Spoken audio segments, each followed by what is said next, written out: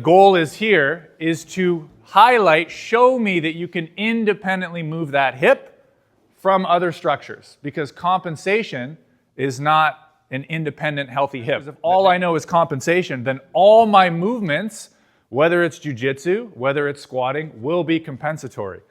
And the cost of compensation over time is your physical health. Because if I don't know how to use my hip without using my back or without using my knee, then by definition, I don't really have a hip. I have a hip that I need to use my spine or my knee or all kinds of other tissues to help me accomplish that motion. That you've never actually been properly introduced to your hip or your shoulder.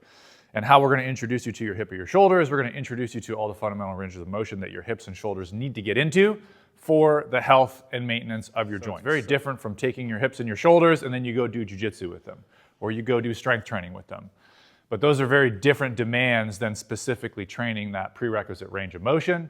Everything that you do that's not joint and connective tissue specific training is not joint and connective tissue specific training, so you're not going to get those results. So at best, you might be getting secondary training effects from jiu-jitsu. You might be getting secondary training effects from strength and conditioning that you do. But you would all agree that secondary training effects are not the same as primary training effects, yes? Whatever position you start in, you just move the hip. Does that make sense? So whatever position you want to be standing in, that's fine. Don't worry about if you're doing it right. You're not, and I'll tell you why in a minute. But I want you to just feel how you don't know where your hip is yet. Okay? Freeze. Everybody freeze. Perfect. Okay.